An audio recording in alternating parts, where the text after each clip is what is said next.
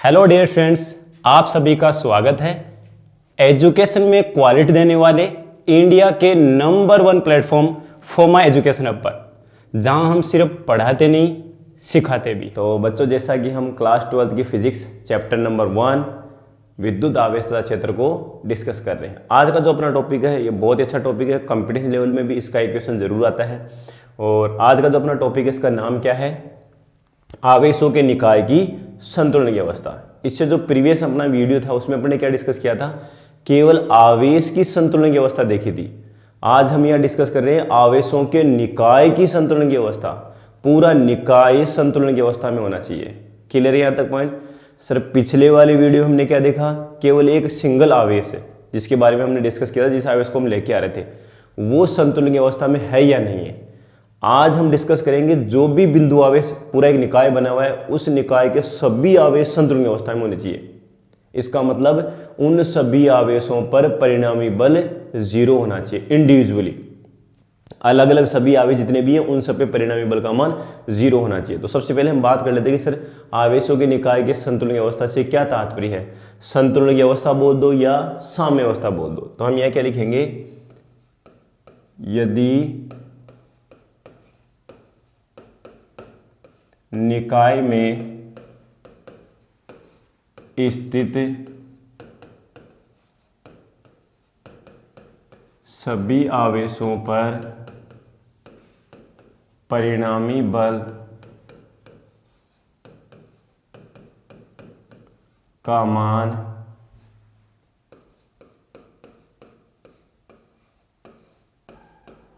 शून्य होता है तो वह निकाय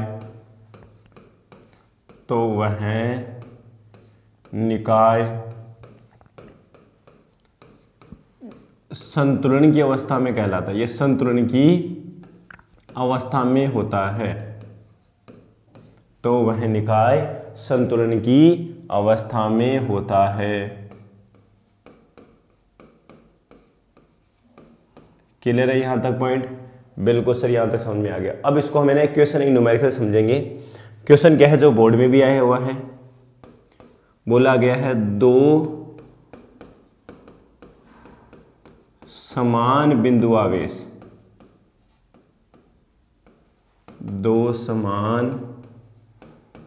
आवेश प्लस क्यू प्रस पर स्मॉल आर दूरी पर स्थित है।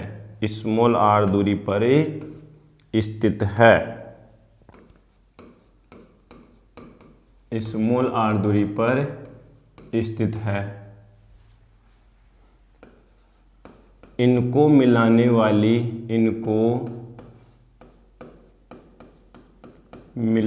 वाली रेखा के मध्य बिंदु पर एक कैपिटल क्यू आवेश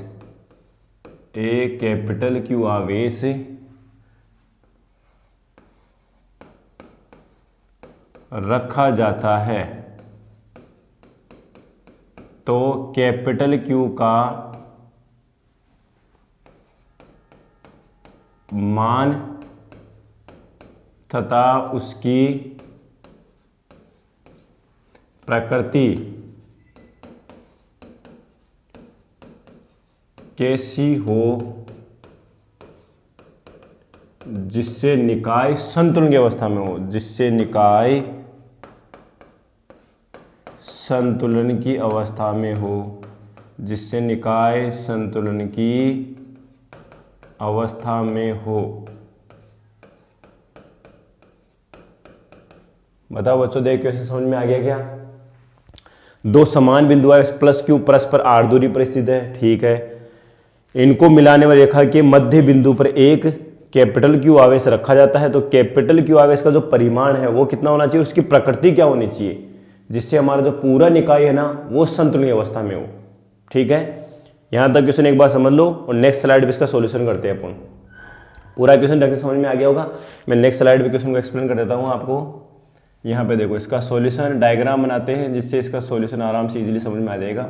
अपने को यहाँ क्या दिया है, एक आवेश यहाँ पर है और एक आवेश यहाँ पर है और इनके बीच की दूरी कितनी है, r दी हुई है। क्लियर यहाँ तक। अब बोला गया कि तीसरा आवेश एक कैपिटल Q है ना, वो इनके मध्य बिंदु पे रखा जाता है, मतलब ये भी दूरी r/2 और ये भी दूरी r/2।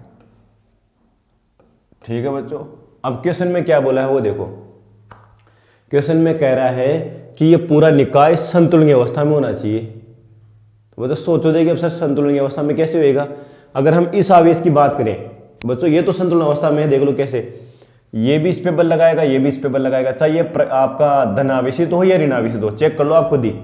ये जब मैंने आवेश की संतुलन की अवस्था समझाई तब आपको बताया था मैंने, जिस आवेश को आप यहाँ इन दोनों आवेशों के बीच में रखोगे उसका मान आप कुछ भी ले सकते हो, इसके अनंत मान होंगे। ये धनात्मक हो चाहे ऋणात्मक हो, हमेशा ही संतुलन की स्थिति में रहेगा। क्या ये दोनों आवेश संतुलन की स्थिति में है क्या? अभी हमने क्या कहा है, पूरा निकाय संतुलन की अवस्था में होना चाहिए, मतलब सभी आवेशों पे परिणामी बल 0 होना चाहिए। इस आवेश पे तो परिणामी बल 0 आ रहा है सर, किसी भी प्रकृति का हो, कुछ भी मान हो, इसका अनंत मान हो सकते हैं। बट इस वाले आवेश और इस वाले आवेश को देखो, देखिए ये संतुलन की अवस्था में है क्या, हम इसको चेक कर लेते हैं। सर ये प्लस वाला इसको क्या करेगा, प्रति करेगा। सर ये वाला भी इसको क्या करेगा, प्रतिकृष्ट करेगा। अगर ये धनात्मक होगा तो सर गड़बड़ है मामला। इसका मतलब इसको ऋणात्मक होना चाहिए। पहला कॉन्सेप्ट तो समझ में आ गया कि सर ये इसको प्रति करेगा और ये इसको आकर्षित करना चाहिए, 100% करना चाहिए। तो प्रकृति तो अपने को ऑटोमेटिक पता लगेगी सर, जो कैपिटल Q आवेश है ना वो ऋणात्मक प्रकृति का होना चाहिए, जिससे खुद तो विराम अवस्था में रहेगा, खुद तो संतुलन अवस्था में रहेगा, लेकिन बाकी के जो किनारों पर रखे आवेश है ना वो भी संतुलन अवस्था में आ जाएंगे।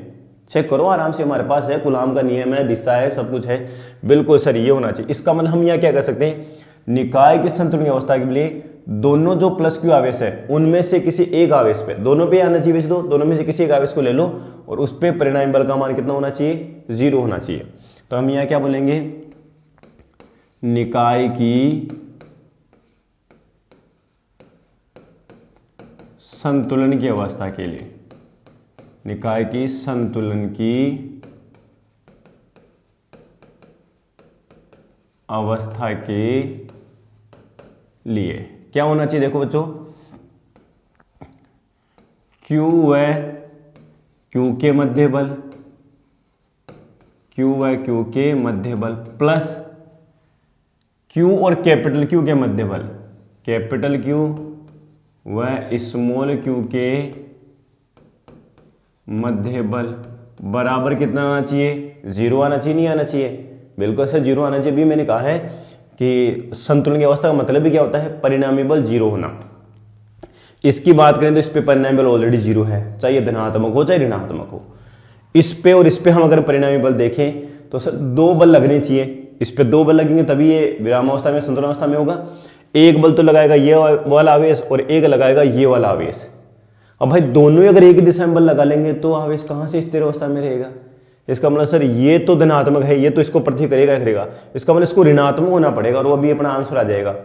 तो Q और Q के बीच में बल निकालो बच्चों, फॉर्मूला लिखो K Q1 × Q2 Q², distance कितनी है R का स्क्वायर। ठीक है सर, कर लिया हमने, प्लस किया, इसके बीच बल क्या आ रहा है, K capital Q small q, दूरी कितनी है R/2 का होल स्क्वायर। ठीक है सर, आपने होल स्क्वायर कर दिया और इक्वल टू क्या लगाएंगे, 0, बिल्कुल करेंगे। सोल्व करो, देख क्या आ रहा है सर, ये आ रहा है K Q² divided by R² plus क्या आ रहा है यहाँ पे K capital Q small q divided by R²/4, 4 कहाँ चला गया ऊपर, ये आ गया 0। आगे सोल्व करो सर, उस वाले टर्म को उधर ले जाओ या फिर इस वाले टर्म को इधर ले लो, इस वाले को उधर ले जाओ। K capital Q small q divided by R² equals to minus क्या आ रहा है बच्चों, सर ये आ रहा है K Q² divided by R²। ठीक है, क्या क्या कैंसिल हो रहा है बच्चों बताओ, देखिए R² से R² कैंसिल हुआ, K से K कैंसिल हुआ, AQ से AQ भी कैंसिल हो गया। तो बच्चों बताओ देखिए क्या आ रहा है, सर ये आ रहा है 4Q इक्वल्स टू ओनली, वहाँ क्या बचा, Q बचा और माइनस का तो बताओ, देखिए कैपिटल क्यू की वैल्यू क्या आ गई सर, कैपिटल क्यू की वैल्यू आ गई -4। बिल्कुल यही हमारा आंसर है। इसका मतलब हमारा जो सॉल्यूशन क्वेश्चन में पूछा क्या क्या गया था वो हमें लिखना पड़ेगा कि कैपिटल क्यू का परिमाण Q/4 होना चाहिए और इसकी प्रकृति ऋणात्मक होनी चाहिए। तो हमारा सॉल्यूशन क्या लिखा गया, हम यहाँ पे क्या लिखेंगे, अतः निकाय संतुलन के लिए जो भी अपने को निकाय दिया है, कैपिटल क्यू का परिमाण Q/4 होना चाहिए, तथा प्रकृति ऋणात्मक होनी चाहिए, क्या होनी चाहिए उसकी, ऋणात्मक होनी चाहिए। आया क्वेश्चन समझ में सर? बिल्कुल समझ में आया, कोई ऐसा कोई दिक्कत है ही नहीं। जो क्या है इसके अंदर, कुछ भी नहीं है, बस कॉन्सेप्ट अपने को समझ के चलना है। ठीक है, चलो एक क्वेश्चन और ले लेते हैं। नेक्स्ट क्वेश्चन देखो बच्चों, नेक्स्ट क्वेश्चन बच्चों इससे भी थोड़ा गजब क्वेश्चन है, मैं लिख देता हूं यहाँ पे।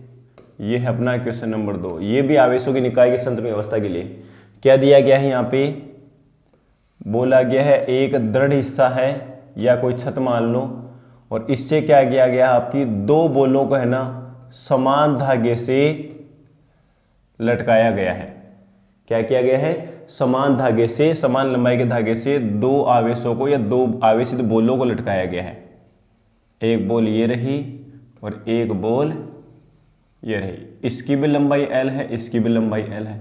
इस पे भी आवेश Q है, इस पे भी आवेश Q है।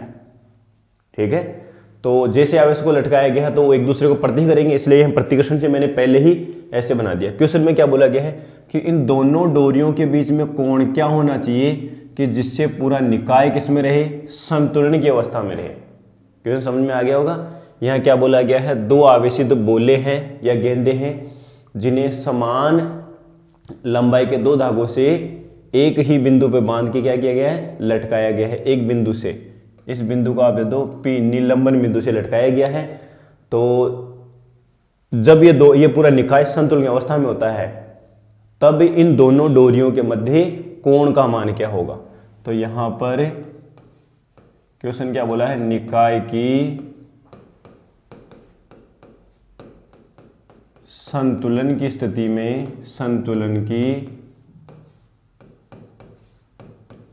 में, दोनों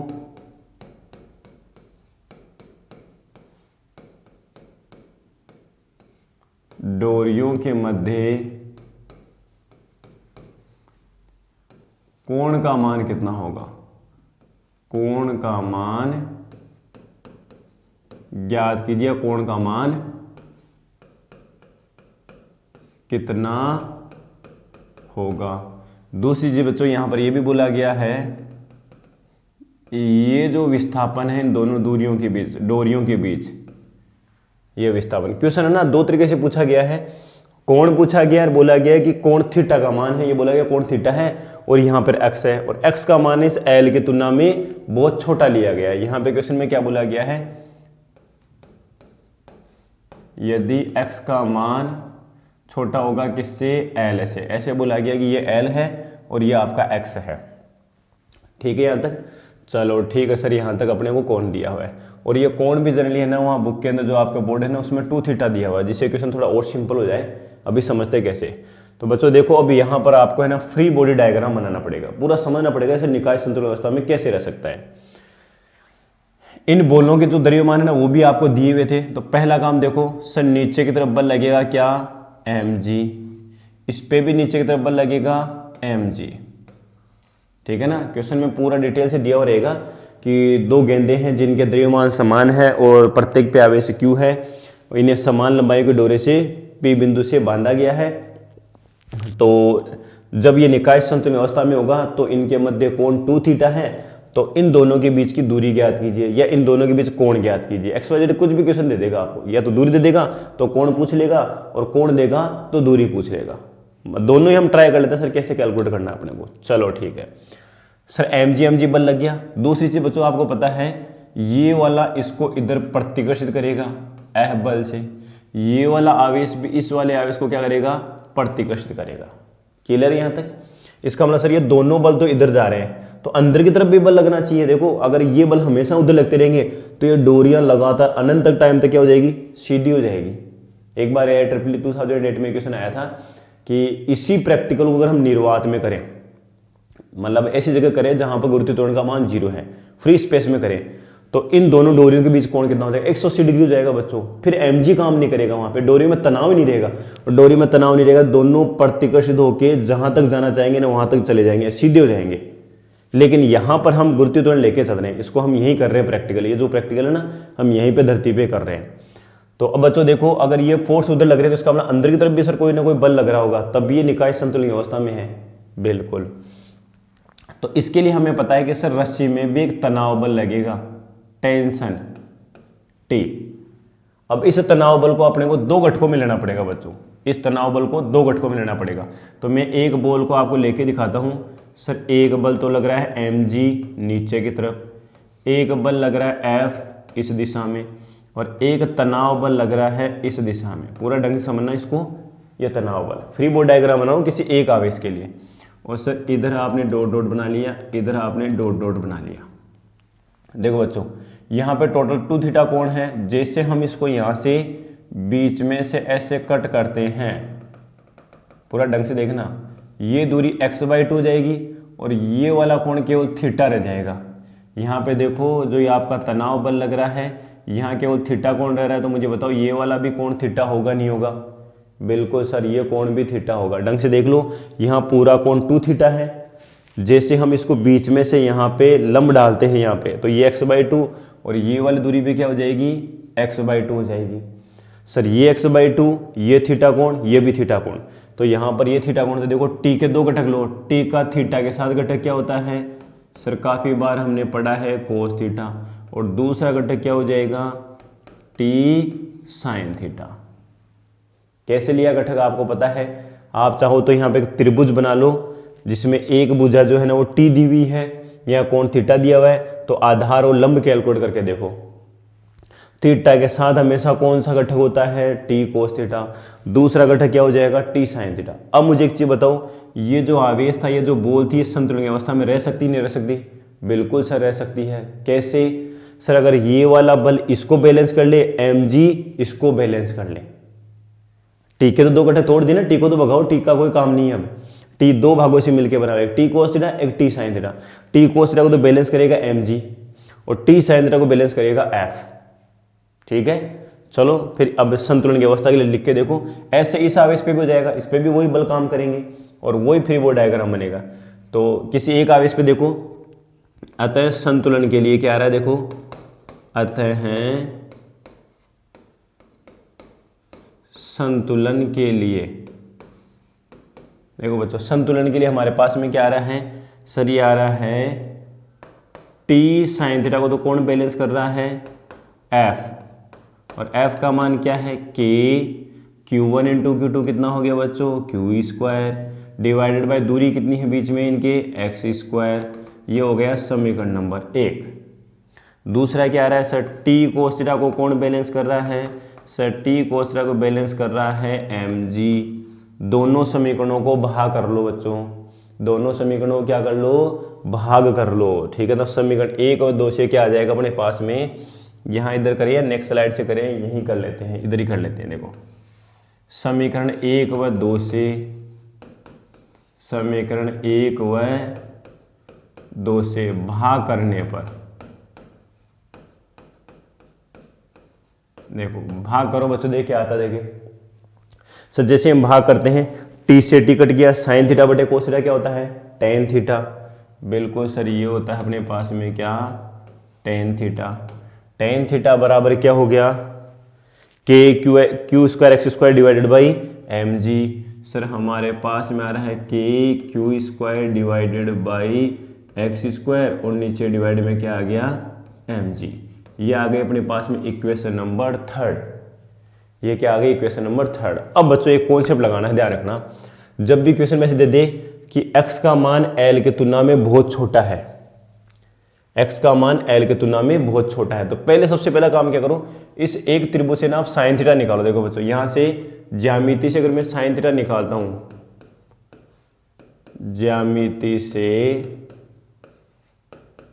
देखो बच्चों साइन थीटा बराबर क्या आ रहा है, साइन थीटा बराबर क्या होता है, लंब बटे करण। सर थीटा के सामने लंब ये रहा x/2 और करण क्या है अपने पास में l, साइन थीटा बराबर लंब बटे करण, तो x/2l आ गया। साइन थीटा का मान क्या आ रहा है, x/2l। और इधर से टेन थीटा का मान क्या आ रहा है, ये आ रहा है। तो यहां से तो हम थीटा कैलकुलेट कर लेंगे, यहां से कैलकुलेट करेंगे या यहां से कैलकुलेट कर लो। थीटा बराबर साइन इनवर्स x/2l, या वहां से कैलकुलेट कर लो kq²/x²/mg। लेकिन वो क्वेश्चन में x पूछे तो कैसे करें सर, कभी कभार टेन थीटा वगैरह कुछ नहीं दिया होता, वहां सब हटाया होता है। तो एक चीज ध्यान रखना बच्चों, जब भी किसी त्रिभुज में अगर टेन थीटा की बात करें, साइन थीटा की बात, थीटा जब बहुत कम होगा, तो थीटा बहुत कम कब हो सकता है, यहां बोला गया कि लंबाई तो बहुत ज्यादा है लेकिन x/2 का मान या x का मान इस l के तुलना में बहुत छोटा है। तो सोचो कोण कितना सा बना होगा, कोण बहुत कम बना है, वहां लिखा लेस देन। और जब कोण बहुत छोटा होता है तो साइन थीटा और टेन थीटा को थीटा ही लिखा जाता है। क्या लिखा जाता है, साइन थीटा और टेन थीटा को थीटा ही लिखा जाता है। तो मैं यहां लिख देता हूं, यदि कोण बहुत छोटे होते हैं, छोटे कोणों के लिए, ये कॉन्सेप्ट याद रखना आपको, पूरी फिजिक्स में काफी जगह काम आता है। छोटे कोणों के लिए, छोटे कोणों के लिए साइन थीटा और टेन थीटा दोनों का मान लगभग कितना लिखा जाता है, थीटा ही लिखा जाता है। ये आपको एक पॉइंट याद रखना होगा, दोनों को थीटा ही लिखा जाता है। इसका मतलब ये भी थीटा है, वो भी थीटा है। देखो वहां पे sir tan theta sine theta theta ही है, बराबर ही है। इसका मतलब समीकरण 3 और समीकरण 4 दोनों बराबर है। एक चीज से ध्यान रखना, मैंने यहाँ पे लिखा है जब छोटे कोण होते हैं तो साइन थीटा टेन थीटा दोनों को थीटा लिखा जाता है। ये भी थीटा है, ये भी थीटा है। तो समीकरण 3 व 4 से हमारे पास में क्या आ गया, यहाँ हम छोटा सा लास्ट में सॉल्यूशन कर रहे हैं।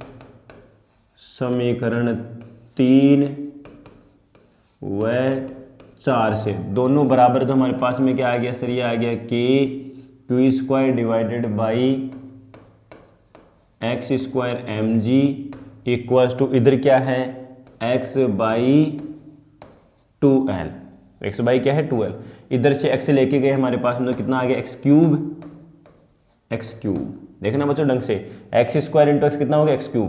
और इसको आप इधर ले आओ, तो जैसे हम इसको इधर लेके आते हैं तो हमारे पास वैल्यू क्या आ रही है सर, x³ हो गया। और इधर हमारे पास में आ रहा है kq², 2 भी आ रहा है मल्टीप्लाई में, l भी आ रहा है और डिवाइड में क्या जा रहा है mg। तो मुझे एक चीज़ बताओ, देखिए x की वैल्यू क्या आ गई सर, यहाँ से हमारे पास में x की वैल्यू आ रही है, क्या आ रही है सर, x की वैल्यू आ रही है 2kq²l डिवाइडेड बाई mg की पावर 1/3। और यही हमारा x का आंसर है कि सर x की वैल्यू यही आएगी। ठीक है ना, क्रिटिकल क्वेश्चन जरूर है बच्चों लेकिन बहुत सिंपल है। हम बार बार जब प्रैक्टिस करते हैं तो इन चीज़ों को आराम से समझ लेते हैं। ठीक है, तो खाली थ्योरी पे फोकस नहीं करना, अपने को न्यूमेरिकल पोर्शन पे भी बहुत ज़्यादा फोकस करना है। तो कैसे किया हुआ आपको समझ आ गया होगा। मैं एक बार थोड़ा सा फिर से रिपीट करता हूँ। सबसे पहले बच्चों आपको ये देखना है कि इन दोनों डोरी पे धागों पे किस किस तरह से बल लग रहा है। सर द्रव्यमान के कारण भार बल लगेगा। अब सर जब भार बल लगेगा तो रस्सी में तनाव भी आएगा। और सर दोनों आवेशी तो गेंदे हैं तो इन पे विद्युत बल भी लगेगा। अब mg को बैलेंस करने के लिए ऊपर बल होना चाहिए और इस बल को बैलेंस करने के लिए एक बल अंदर आना चाहिए। तो वो आएंगे कि वो तनाव बल से। तनाव बल को हम दो भागों में बांट लेंगे, एक ऊर्ध्वाधर घटक और एक क्षैतिज घटक। ऊर्ध्वाधर घटक तो हमारे पास में क्या आ गया t cos थीटा और क्षैतिज घटक हमारे पास में क्या आ गया t sin थीटा। कैसे है, जब तक हमें थीटा नहीं पता होगा। ये टोटल 2 थीटा दिया हुआ था, ये टोटल 2 थीटा दिया हुआ था। तो यहाँ मैंने यहाँ से लंब डाला, इसको थीटा बना लिया। तो एक त्रिभुज हमारे पास में ये आ गया और एक त्रिभुज हमारे पास में ये आ गया। या तो आप इस त्रिभुज को ले लो या फिर इस त्रिभुज को ले लो, दोनों में से किसी एक त्रिभुज को लेके और पूरा क्वेश्चन सोल्व करना है, ठीक है। फिर अगर फिर भी समझ नहीं आता तो आप थोड़ा बहुत लाइव क्लासेज में हमसे पूछ सकते हो। चलो ठीक है, नेक्स्ट क्वेश्चन पे चलिए, क्लियर है यहाँ तक। चलो नेक्स्ट क्वेश्चन पे चलते हैं अपन। देखो बच्चों, नेक्स्ट क्वेश्चन बच्चों अपने को क्या दिया हुआ है, क्वेश्चन नंबर 3, ये भी आवेशों के निकाय के संतुलन पर ही है। क्वेश्चन थोड़ा सा नॉर्मल देता हूँ, वैसे तो 4 मिनट बची हो जाएगा क्वेश्चन। देखो यहाँ पे बच्चों अपने क्वेश्चन क्या दिया है, मैं बोल रहा हूं कि एक आपको वर्ग दिया हुआ है, क्या दिया हुआ है, एक वर्ग दिया हुआ है। पूरा ढंग से इसको कौन से अच्छी तरह समझने की कोशिश करना। और बोला गया कि यहाँ आवेश रखे गए, और वो आवेश के लिए कैसे बोलता है, ये बोलता है कि मान लो यहाँ पर एक आवेश में प्लस क्यू रख लेता हूँ, एक आवेश में यहाँ क्या रख लिया, प्लस क्यू रख लिया। ठीक है सर, बिल्कुल प्लस क्यू आप रख लो यहाँ पे जैसा भी आता है। बाकी तो क्वेश्चन में ऐसा था माइनस क्यू प्लस क्यू और ये है आपका प्लस क्यू, ठीक है। और बोला गया कि एक तीसरा आवेश है ना, यहाँ केंद्र पे रखा गया है। तीसरा आवेश क्या रखा गया है, केंद्र पे रखा गया है। तो बच्चों बताओ देखिए क्वेश्चन में क्या है, माइनस क्यू प्लस क्यू इसको खींचेगा, ये इसको खींचेगा, वो उसको प्रतिकर्षित करेगा। हाँ क्वेश्चन कुछ इसी तरह से था, नॉर्मल सा ना, आप कैसे नॉर्मल सा ले सकते हो, क्वेश्चन इसी तरह से था आपका। अब यहाँ पे क्या बोला गया, इस कैपिटल क्यू का मान क्या होना चाहिए कि ये पूरा निकाय संतुलन की अवस्था में रहे। ये पूरा निकाय किस में रहना चाहिए, संतुलन की अवस्था में रहना चाहिए। अब कैसे करें, देखो बच्चों एक बार चेक करो, देखिए पहले इस कैपिटल क्यू को चेक करो, देखिए ये संतुलन की अवस्था में है क्या। सर ये प्लस क्यू एक दूसरे को प्रति करेंगे, सर ये प्लस क्यू को इसको आकर्षित करेगा, इसको भी आकर्षित करेगा। भाई इस पे तो परिणामी बल 0 आ रहा है, इस कैपिटल क्यू पे तो परिणामी बल 0 आ रहा है। देख लो आप, इसको चाहे प्लस क्यू का रखो चाहे माइनस क्यू का रखो, ये तो हमेशा ही संतुलन की अवस्था में रहेगा। क्या ये जो चारों कोनों पे आवेश है ये संतुलन की अवस्था में है क्या, एक एक को एक बार हम ट्राई करके देखते हैं। देखिए सर अगर हम प्लस क्यू को लेते हैं, माइनस क्यू वाला इसको आकर्षित करेगा, ये माइनस क्यू वाला इसको आकर्षित करेगा, वो प्लस वाला इसको क्या करेगा, प्रतिकर्षित करेगा। बिल्कुल सर ठीक करेगा। इसका मतलब इन दोनों का जो परिणामी बच्चों वो किस लाइन पे आएगा, इन दोनों का परिणाम इस लाइन पे आएगा। और ये जो आपका जा रहा है ये बाहर की तरफ आ ही रहा है, यहाँ पे ये वाला जो बल है ये बाहर की तरफ आ ही रहा है, ठीक है। लेकिन साथ में ये वाला भी तो आवेश है, अब ये क्या करना चाहिए, ये आकर्षित करना चाहिए, प्रतिकर्षित करना चाहिए, वो भी तो बात यहाँ समझ में आनी चाहिए। तो क्वेश्चन आपका किसी भी टाइप का आ सकता है, अगर इस कैपिटल क्यू आवेश को नहीं रखे पर मान लो, और फिर पूछ ले कि आवेश जो पूरा निकाय संतुलन की अवस्था में है क्या, किसी भी कंडीशन में संतुलन अवस्था में नहीं आ पाएगा। क्यों नहीं आ पाएगा बच्चों, देखो यहाँ पे इन दोनों का परिणामी यह आ जाएगा और उसका परिणामी, अपने को पता है कि सर दूरी अलग है आवेश है, तो इसलिए यहाँ पे बीच में एक आवेश रखा गया है कि उसका मान कितना होना चाहिए कि ये पूरा निकाय किस में रहे, संतुलन की अवस्था में रहे। तो अब बच्चों देखो इस क्वेश्चन को हम करते हैं, पहले एक बार मैं यहाँ से मिटाता हूँ। क्वेश्चन क्या दिया हुआ है यहाँ पे, क्वेश्चन बच्चों आपको दिया हुआ है, यहाँ पे मैं पॉइंट डालता हूँ ए बी सी और डी, क्लियर है, ए बी सी और डी। इस क्वेश्चन को बहुत सारे तरीके से बनाया जा सकता है, यहाँ प्लस क्यू चारों तरफ प्लस क्यू भी लगाया जा सकता है। जैसे मैं कह दूँ कि ये प्लस क्यू है, ये भी प्लस क्यू है। दो टाइप के क्वेश्चन बनते हैं, दोनों टाइप के क्वेश्चन मैं आपको बताता हूँ। ये प्लस क्यू यहाँ पे दिया हुआ है और बोला गया कि इस आवेश का परिमाण क्या होना चाहिए जिससे पूरा निकाय किस में रहे, संतुलन की अवस्था में रहे। पहले हम सिंपल सा क्वेश्चन लेते हैं, मैंने ये सिंपल सी लाइन डाली है कि भाई सभी आवेशों को सर बराबर रख लो। एक बार देखें, सभी आवेशों को प्लस क्यू रख लो।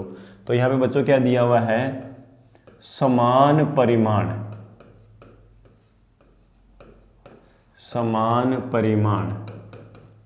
प्लस क्यू के 4 आवेश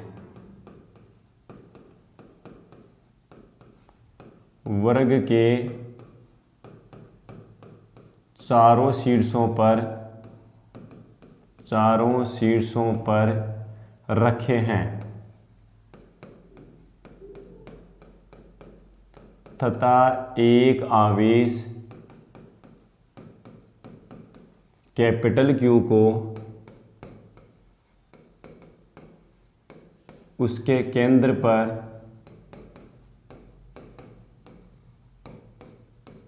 फिजिक्स को बेसिक से समझकर सीखने के लिए और class 11-12 IIT JEE and NEET की प्रिपरेशन करने के लिए आज ही जुड़िए फोमा एजुकेशनल हब के साथ। स्कूलिंग, कॉलेज एंड सभी कॉम्पिटिटिव एग्जाम्स के कंप्लीट कोर्स देखने के लिए आज ही प्ले स्टोर से डाउनलोड कीजिए फोमा एजुकेशनल हब का मोबाइल एप्लीकेशन।